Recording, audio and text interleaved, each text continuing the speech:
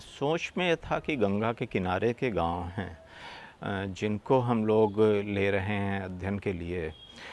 तो इसमें जो पानी की उपलब्धता है वो और गांवों से बेहतर होगी।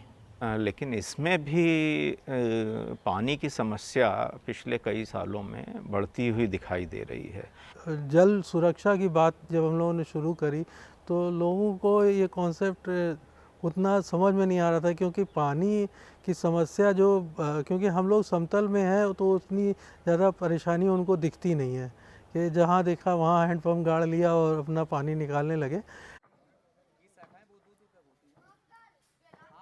जब हमने पानी की समस्याओं के बारे में बातचीत करना शुरू किया तो ये जानकर बेहद आश्चर्य हुआ हम लोगों को कि पानी की समस्याओं के बारे में बात करने के लिए ऐसा कोई मंच नहीं है जहां पर समाज के विभिन्न वर्गों के लोग सरकार के साथ जुड़कर पानी की समस्याओं के बारे में बातचीत कर सकें और उसका समाधान निकालने की कोशिश कर सकें। तो वहीं से एक विचारधारा का जन्म हुआ कि क्यों ना हम लोग एक जल चौपाल का सृजन करें।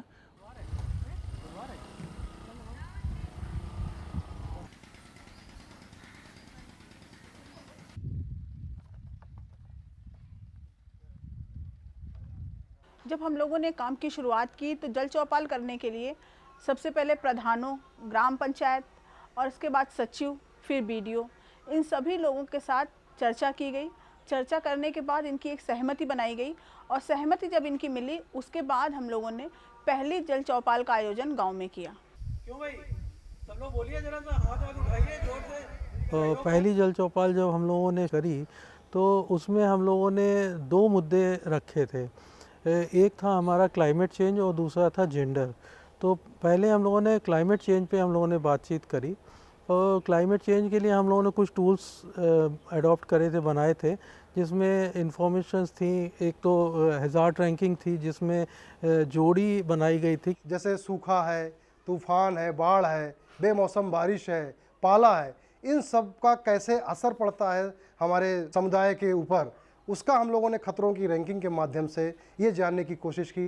इस दौरान हमने ये भी महसूस किया कि जो हमारा बेमौसम बारिश है और हमारा पानी है, उसका एक कैसा रिश्ता है, उसको भी लोगों ने समझने का प्रयास किया। जेंडर इश्यूज़ में हम लोगों ने ये पूछा था कि ये बताइए कि जो पानी भरने का काम होता है, घरेलू काम और जो घर के काम होते हैं या नहाने धोने का काम, इसमें सबसे ज़्यादा कौन करता है? बहुत तेज़ी से महिलाओं ने बोला था कि ये सब काम तो महिलाओं का ही है। इस कार्यक्रम में हमें जो लगा कि जो पानी का प्रबंधन है वो भी महिलाएं ही करती हैं और उसका उपयोग भी महिलाएं करती हैं। महिलाएं जो हैं कम से कम 2.5 से 3 घंटा नलों से पानी लाती हैं और उनका उपयोग करती हैं। तो लगा कि उनकी अगर भागीदारी इसमें होगी तो जो हमारा पानी का संचयन का एक मुद्दा है वो काफ़ी अच्छे से वो समझ पाएंगी। जब उनकी सहभागिता बढ़ेगी तो पानी के संचयन और पानी के उपयोग और दुरुपयोग पर भी चर्चा की जा पाएगी। वैसे तो हमारा फोकस पूरा पीने के पानी के लिए है, लेकिन हमने जब दूसरी जल चौपाल की, जिसे हम वाटर बस्टिंग की जल चौपाल कहते हैं, उसमें भी हमने समुदाय के साथ ये जानने की कोशिश की कि हमारे गांव में पानी कितना उपलब्ध है और हम कितना खर्च कर रहे हैं। कहने का मतलब ये है कि आमदनी 98 और खर्चा रुपया। हमने छोटे छोटे पॉइंट को लिया था कि आप शौचालय के लिए अगर जाते हैं तो कितना पानी की ज़रूरत है, आप अगर नहाने के लिए जाते हैं तो कितने पानी की ज़रूरत है, आपको अगर कपड़ा धोना है तो कितने पानी की ज़रूरत है। एक चीज़ और करी कि केवल घरेलू काम नहीं, उसके साथ साथ जानवर भी थे, तो जानवरों में कितना कौन कौन सा जानवर कितना कितना पानी पीता है। देखने में ये आया कि जो खेती में सबसे ज़्यादा पानी की आवश्यकता होती है।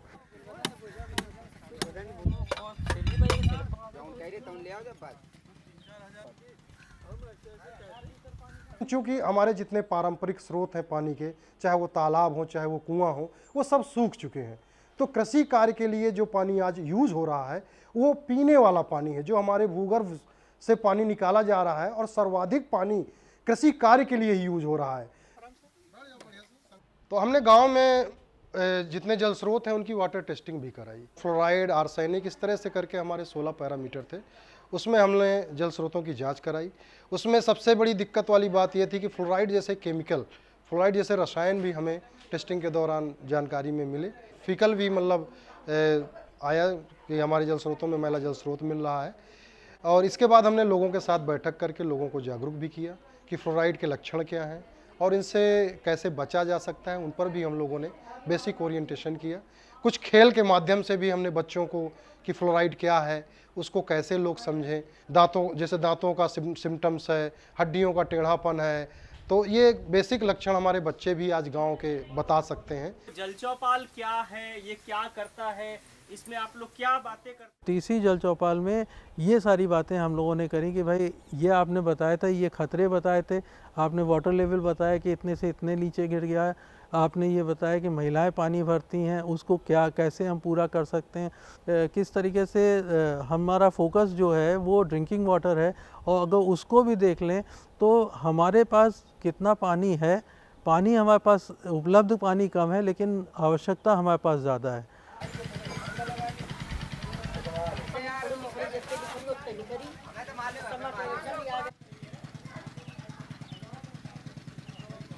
तो जल चौपाल में जो जल संचयन के बारे में निकला तो उससे ये पता चला कि जो हमारा वर्षा का जल है वो पूरा बह के निकल जाता है। तो ऐसे में हम लोगों ने एक अभियान की शुरुआत की जिसको आकाश गंगा कहते हैं अभियान। और इस अभियान के तहत गांव में सभी लोगों को ये बताया गया, हम लोगों ने बताया कि जो वर्षा का पानी पूरा बह के निकल जाता है उसको हम कैसे संचयन करें। We have to conserve the existing ponds, the existing traditional structures which were already there. We have to conserve that. There are so many wells which have become abandoned with time. Clean it up if possible. If not possible, use them as an observatory well. Because once you are recharging the groundwater, everybody would want to notice some visible change, right? Now if the change is happening in a well and you can see it for yourself, some kind of positive change to give them some kind of affirmation that what we're going ahead in the right direction. So that was very important. तीन बार कि क्या पानी जो बरसता है जितने समय तक बरसना चाहिए क्या उतने समय तक बरसता है कि नहीं बरसता है?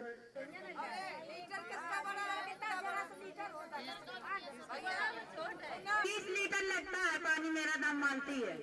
इतने अल्प समय में, जितने अल्प समय की यह परियोजना थी, यह देखकर मैं आश्चर्यचकित हूँ कि किस तरह आज नेपाल और बांग्लादेश और भारत के लोग जो गंगा नदी की बेसिन में रह रहे हैं, वो पानी के मुद्दे को लेकर एक दूसरे के देशों में जाकर आपस में मिलकर एक संवाद की प्रक्रिया बना रहे हैं कि ये गंगा नदी और भूजल और इसकी गुणवत्ता को लेकर और इसके फ्लोस को लेकर जो जुड़ाव है वो हम सभी देशों के लोगों को किस तरह प्रभावित करता है। और हम विभिन्न देशों में यानी एक नदी जिसका कैचमेंट एक से ज़्यादा देशों में है, किस तरह ये एक दूसरे को प्रभावित करती हैं और इस तरह हम इसका प्रबंधन कैसे करें ताकि जो इसका नकारात्मक प्रभाव है जो नीचे लोग रहते हैं उनके ऊपर उसको कम किया जा सके।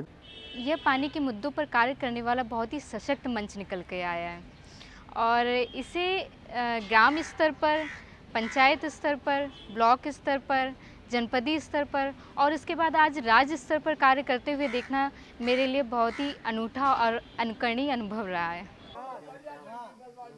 जल चौपाल से पहले हम लोग अपने अपने कामों में ध्यान देते थे, ये नहीं सोचते थे कि हम लोग का जो ज़मीन में वाटर लेवल है वो कम होता चला जा रहा, हम लोग सिर्फ पानी का यूज़ करते थे। अब जो जल चौपाल के माध्यम से हमें जानकारी मिलती है उस हिसाब से हम ये सोचते हैं कि हम इस तरीके से पानी कम खर्चा करेंगे तो हमारे आगे के लिए होगा। ये किसी को कम, किसी को ज़्यादा, थोड़ी थोड़ी जानकारी लगभग सभी को होती है, आप आपस में बातें करते हैं, लेकिन अब इन पर कोई निकल कर नहीं आ रहा था। जल चौपालों में क्या हुआ कि एक जगह हम 10 से 20 से 50 लोग, 100 लोग एक साथ जगह बैठने लगे और उस पर चर्चा करने लगे। The local communities have started talking to each other, they are interacting with each other and they are identifying their problems and sharing their solutions with each other, and they are now very much concerned and very much aware what are the problems they are facing.